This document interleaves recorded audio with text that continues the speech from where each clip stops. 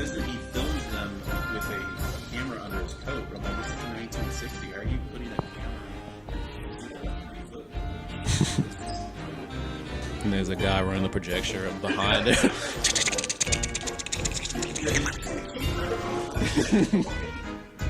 She couldn't hear. They're setting up craft services. They just have to keep like, bitch, stand still.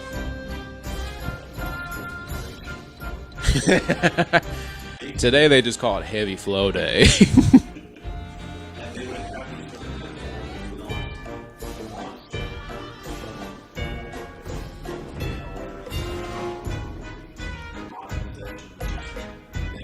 Just being a bitch.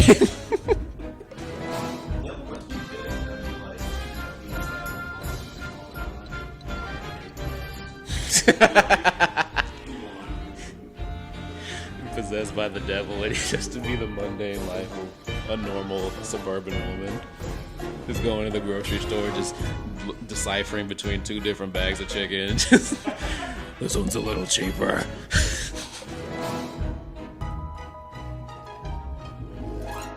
Come on over here.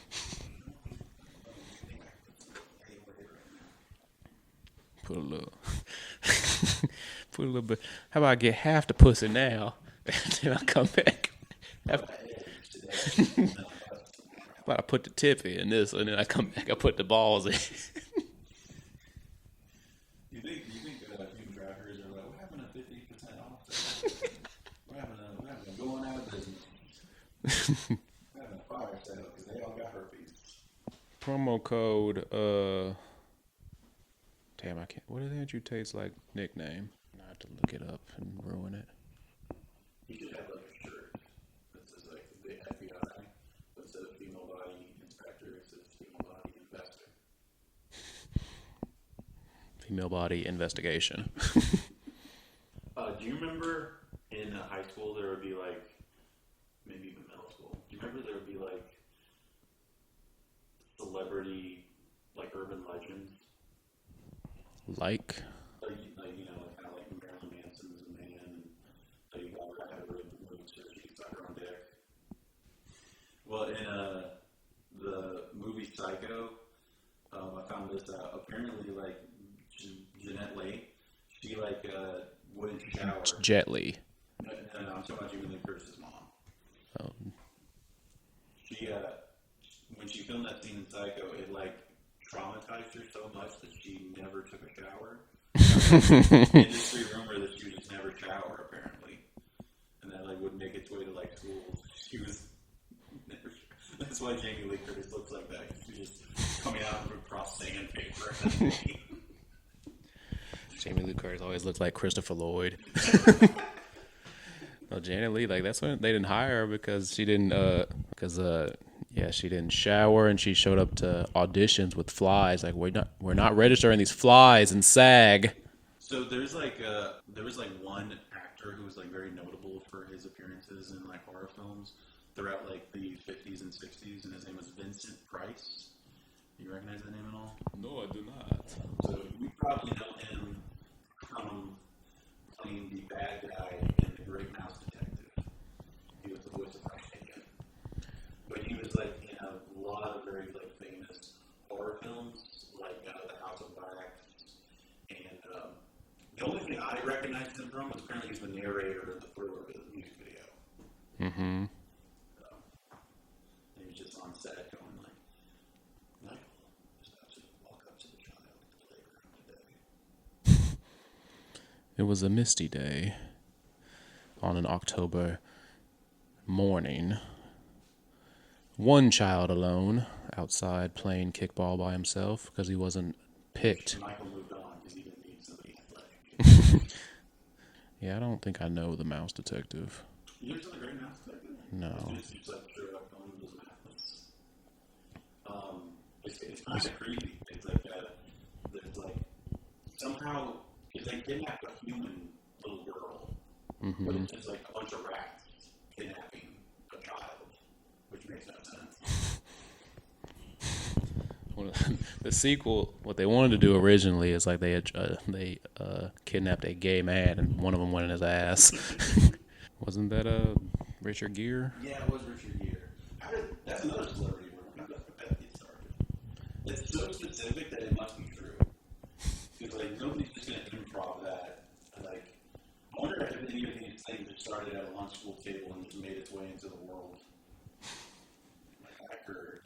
Just one 12-year-old with a retainer just hears someone on like Celebrity Gossip Minute and nice. Fuck yeah, man. And it just spread like telephone. It probably started something simple as like Richard Gere has a pet gerbil, and that just escalated from there. All right, we're getting into the 1960s. Do you know of the horror film Eyes Without a Face? I'm gonna say this once, and I'm gonna say it multiple times during this. No. Good, because I didn't either. This is like a pretty kind of boring movie.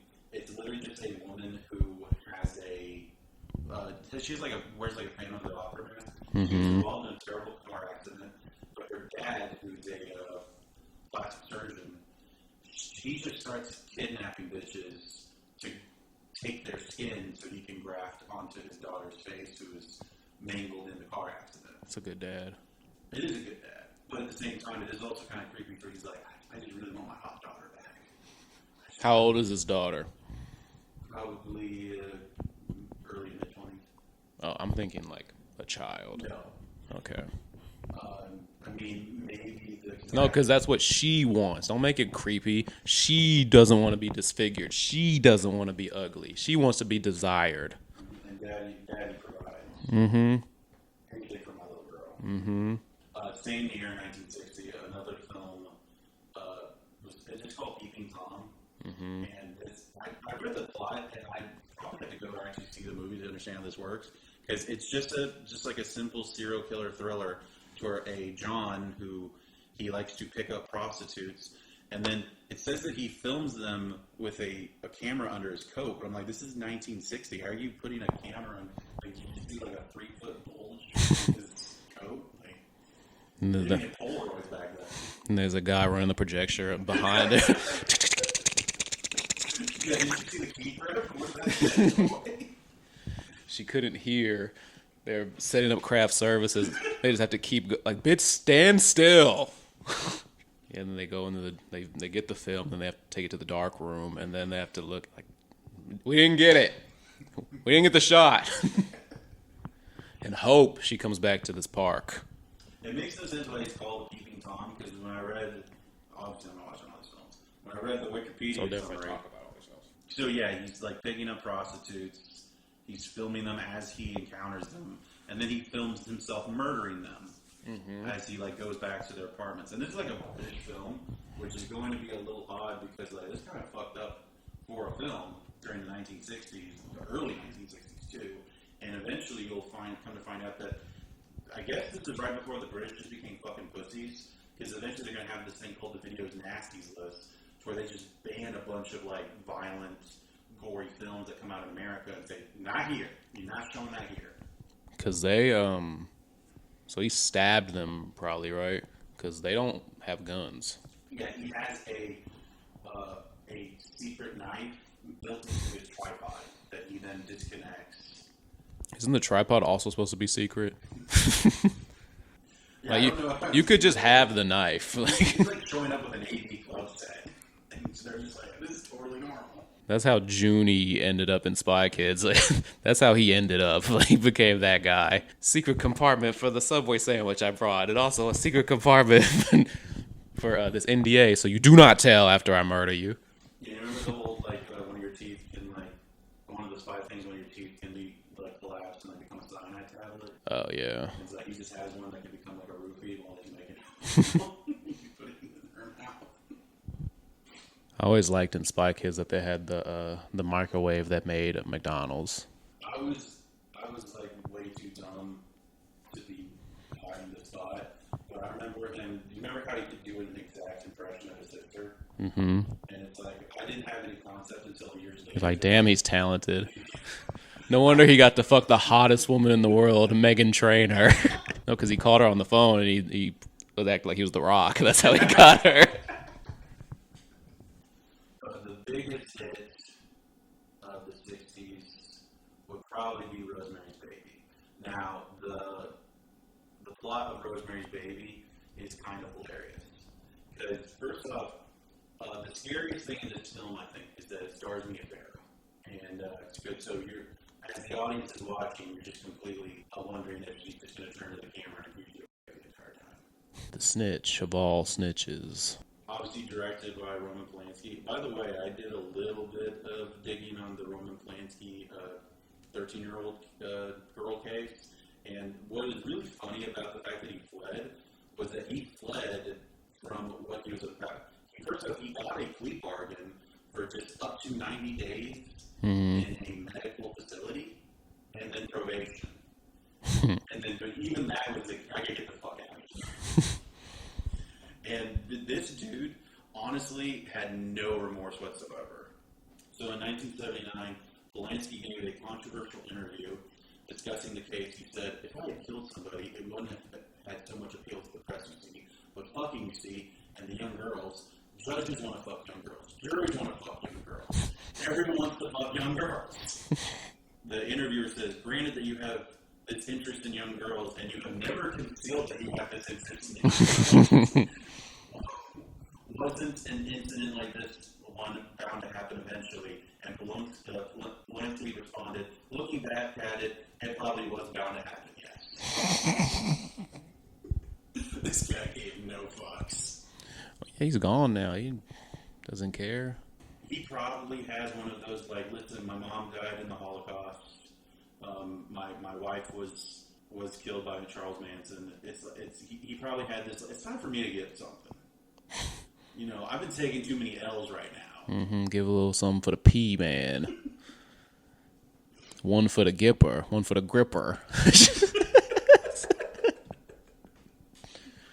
So anyway, I'll just summarize the plot of Rosemary's Baby. Mia Farrow and her husband move into this apartment complex, and like slowly over the course of the film, this is the odd thing.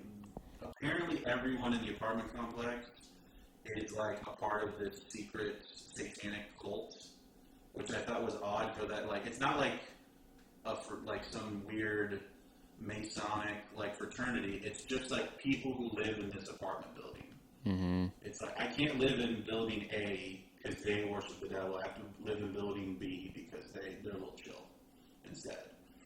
But her husband is like this up and coming struggling actor, and he makes a deal with the devil for paternity of his firstborn son. So here, all right, what does he get out of that? He'll be a star. It's basically like what the bad guy in the first Matrix movie does. Where he's like, yeah, you can be my wife, but make me famous first, okay? What time did I go to sleep? You didn't go to sleep. You passed out. Now on you get cocktails or wine, not cocktails and wine, huh? The dreams I had.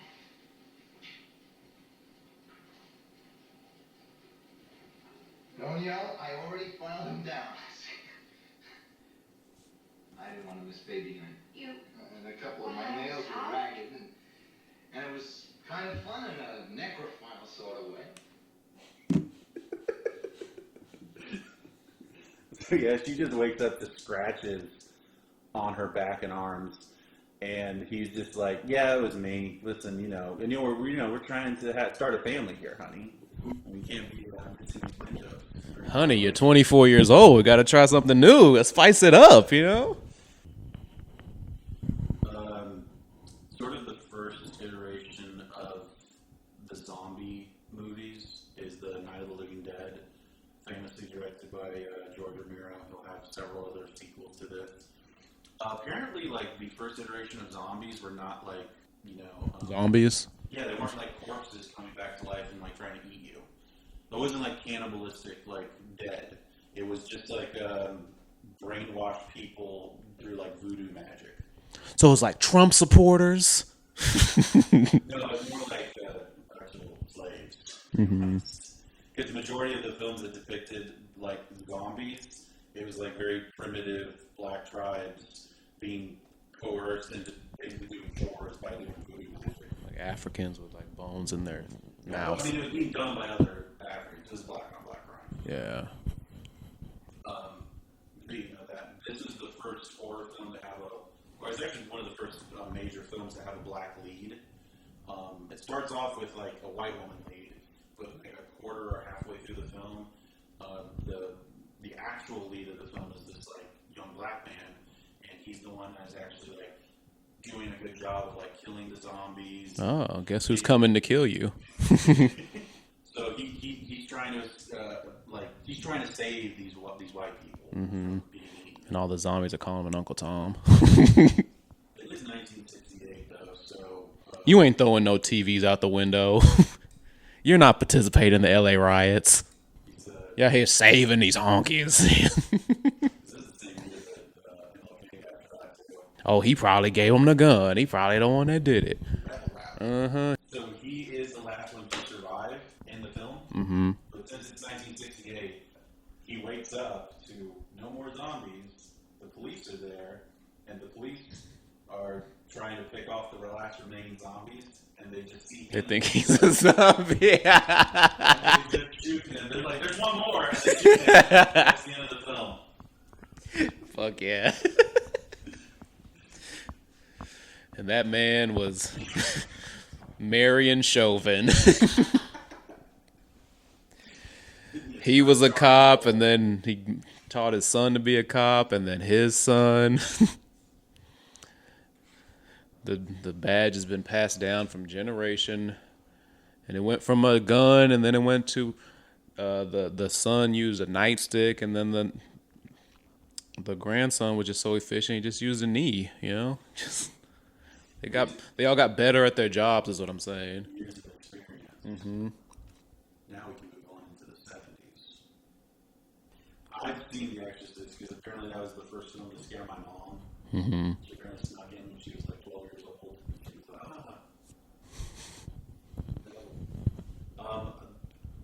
this is like this film, and then eventually Carrie, which we'll talk about in a little bit. They had a term for this. It was called like monstrous menstruation. Today they just call it Heavy Flow Day. And they would have these sort of metaphorical films where they would have the monster being like a young female during the time she'd be going through puberty, and like her, you know, either supernatural like horror power or her demonic possession was just a metaphor. Just being a bitch. That was who directed this film? William Friedkin. Friedkin just had a daughter and just huge annoying bitch, and then wrote a whole movie about it. Yeah, he's like, I had to find my daughter tampons for the first time. I was so frightened by the experience. I just got this burst of inspiration. You just never know when these ideas are going to come to you, man. Sometimes it's just on a trip to Walgreens. At the drugstore, there's like, Frederick, your daughter's on the phone. Or William Frederick, sorry, your daughter's on the phone. And then she made sure to say, like, no, the biggest ones they have. And then he had to shuffle. Give me the fucking thickest Tampax you ever. Or else your mother sucks cocks in hell.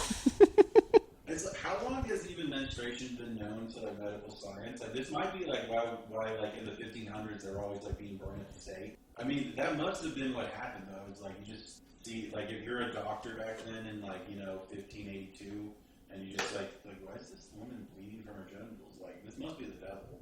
I was like, we need to burn this bitch. And the nice ones will put like a cork in it or something.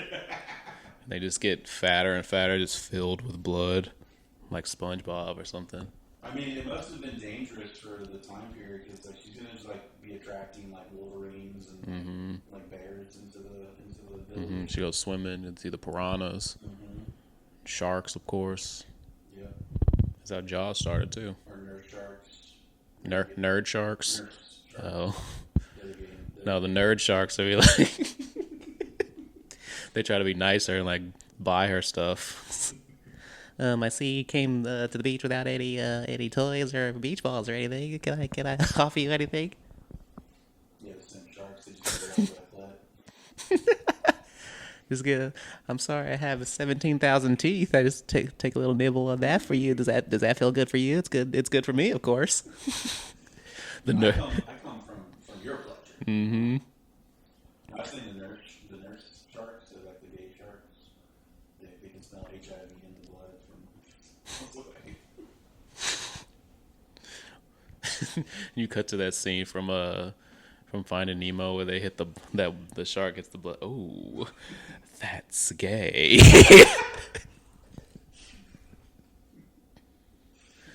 Then you go fuck them or something like that. I'm not a script writer. Figure it out. Finding Nemo. Finding homo. Fish are friends, not fruit. He touched the butt. I'm gonna touch the butt. That was the scariest movie I've ever seen. Finding homo. There's a scene in The Exorcist that I always thought was a little odd. Just because it's so deadpan. So when they have Linda Blair all tied up when she's already like possessed by the devil, the priest there that's there to perform the exorcism, he's like kind of interviewing the devil a little bit, and then the little nightstand drawer would just pop out like through telekinesis or something, and then the priest would just like, you do that, and then he closed it, and he's like, do it again, and then the girl's like, in time. In time, I will. I'm like, this is all that? I was like, nah, I don't think you could do it. I don't think you did it. No, I swear I could do it. I just don't feel like doing it. And he's Batman now. The devil's turned into Batman.